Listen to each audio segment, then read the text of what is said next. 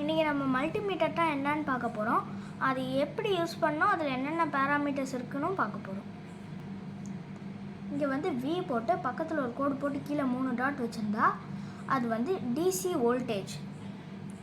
இங்கே வந்து கீழே 5 டைப் ஆஃப் செலெக்ஷன் கொடுத்துருக்காங்க. நெக்ஸ்ட்டு இது வந்து ஓம் செலெக்ஷன், அதாவது ஓம்ஸ்னால் ரெசிஸ்டன்ஸ் செக் பண்ணுறது. இதுலேயும் வந்து 5 செலெக்ஷன் கொடுத்துருக்காங்க. இது வந்து கண்டினியூட்டி மோட் ஆர் டயோடு மோட்னு சொல்லுவாங்க. இது வந்து ஸ்கொயர் வேவ் செக் பண்ணுறதுக்கானது. இது HFனா டிரான்சிஸ்டர்லாம் எப்படி இருக்குன்னு செக் பண்ணுறதுக்கு. நெக்ஸ்ட்டு இங்கே ஏ சிம்பிள் போட்டு ஒரு லைன் போட்டு கீழே 3 டாட் வச்சுருக்காங்க. இது டிசி கரண்ட்டை எப்படி செக் பண்ணுறதுக்குன்னு கொடுத்துருக்காங்க.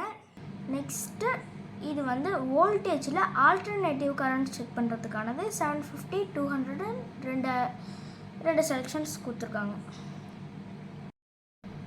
இது கூடயே பிளாக் அண்ட் ரெட் கலரில் 2 டெஸ்ட் லீட் கொடுத்துருப்பாங்க. இது எப்படி கனெக்ட் பண்ணுறதுன்னு பார்ப்போம். ஃபஸ்ட்டு இந்த பிளாக் கலர் டெஸ்ட் லீடை எப்போவுமே நீங்கள் கீழே இருக்கிற காம்னா காமன், அதில் தான் நீங்கள் எப்போவுமே இதில் ஃபிக்ஸ் பண்ணணும். நெக்ஸ்ட்டு இந்த ரெட் கலர் டெஸ்ட் லீட், இங்கே இருக்க பேராமீட்டர்ஸ் எல்லாத்தையும் மெஷர் பண்ணணுன்னா நீங்கள் இந்த செகண்ட் ஜாக்கில் தான் சொல்லணும். சப்போஸ் நீங்கள் 10 ஆம்பியர் மெஷர் பண்ணணுன்னா நீங்கள் தேர்டு ஜாக்கில் சொல்லி நீங்கள் மெஷர் பண்ணிக்கலாம். வாங்க இப்போ நம்ம மல்டிமீட்டரை யூஸ் பண்ணி காம்போனன்ட்ஸை எப்படி செக் பண்ணுறதுன்னு பார்ப்போம். இப்போ நான் ஒரு 9 வோல்ட் பேட்ரி எடுத்திருக்கேன். இப்போ இந்த பேட்ரியில் எவ்வளோ வோல்டேஜ் இருக்குதுன்னு செக் பண்ணலாம். இது வந்து 9 வோல்ட் பேட்ரி. 9 வோல்ட்டை விட அதிகமானது வந்து இங்கே பார்த்திங்கன்னா 20 வோல்ட். ஸோ இதை நம்ம இந்த நாபை 20 வோல்ட்டில் வச்சுக்கலாம். இப்போ இந்த டெஸ்ட் லீட்ஸை பாசிட்டிவோட பாசிட்டிவும் நெகட்டிவோட நெகட்டிவும் கனெக்ட் பண்ணிக்கலாம். இப்போ பார்த்தீங்கன்னா எனக்கு 7.41ன்னு காட்டுது. அதாவது இந்த பேட்ரி கிட்டத்தட்ட ஃபுல்லாக இருக்குது. இப்போ நம்ம டிசி வோல்டேஜ் பார்த்தாச்சு. நெக்ஸ்ட்டு பேராமீட்டரான ரெசிஸ்டன்ஸ் எப்படி செக் பண்ணுறதுன்னு பார்ப்போம். இப்போ நான் ஒரு ரெசிஸ்டர் எடுத்திருக்கேன். இப்போ இந்த ரெசிஸ்டரோட வேல்யூ என்னன்னு எனக்கு தெரியாது. ஸோ நம்ம எப்போவுமே மல்டிமீட்டர் யூஸ் பண்ணும் போது ஹையஸ்ட் வேல்யூலேருந்து தான் லோயஸ்ட் வேல்யூ போகணும். அதனால் இப்போ நான் 2000 கிலோ ஓம்ஸில் வச்சு டெஸ்ட் பண்ணுறேன். வேல்யூவே காட்டலை. ஸோ நமக்கு அதை விட கம்மியான வேல்யூவில் வச்சு பார்ப்போம்.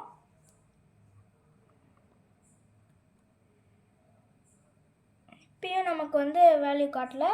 ஸோ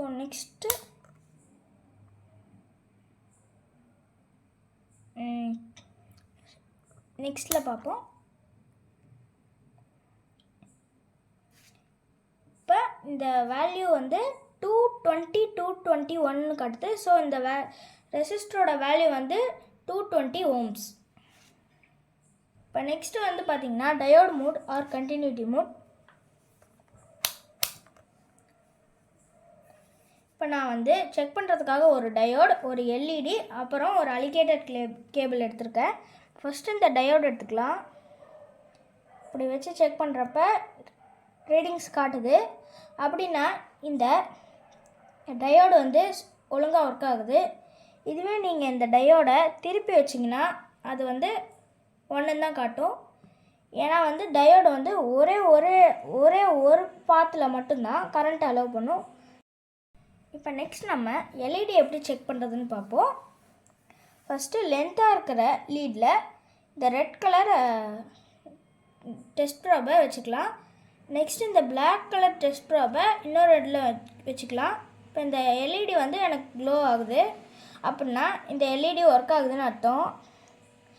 இப்போ இந்த எல்இடி ஃப்யூஸ் போயிருந்துச்சுன்னா எனக்கு இந்த எல்இடி எரியாது. அது மட்டும் இல்லாமல் ஒரு சவுண்டு கேட்கும், பீப் சவுண்டு கேட்கும். நெக்ஸ்ட் நம்ம கண்டினியூட்டி செக் பண்ணலாம். இப்போ நான் ஒரு அலிகேட்டர் கிளிப் எடுத்து வச்சுருக்கேன். ஒன்றுத்தில் நெகட்டிவையும் இன்னொன்றுத்துலேயும் பாசிட்டிவும் கனெக்ட் பண்ணும் போது ஒரு பீப் சவுண்டு கேட்கும்.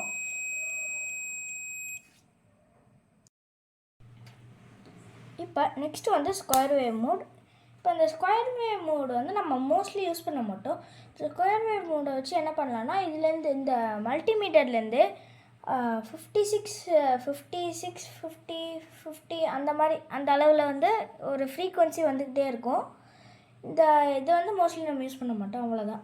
நெக்ஸ்ட்டு இப்போ வந்து ஹெச்எஃப்இ மோடு. இப்போ இந்த ஹெச்எஃப்இ மோடை நம்ம டிரான்சிஸ்டர்லாம் இங்கே வச்சு செக் பண்ணோம். என்பிஎன் டிரான்சிஸ்டரை இந்த சைடும் பிஎன்பி டிரான்சிஸ்டரை இந்த சைடும் வச்சு செக் பண்ணோம். இப்போ நெக்ஸ்ட்டு வந்து ஆம்பியர்.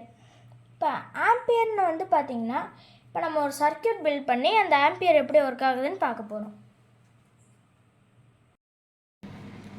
இப்போ நான் ஒரு சர்க்யூட் பில்ட் பண்ணியிருக்கேன்.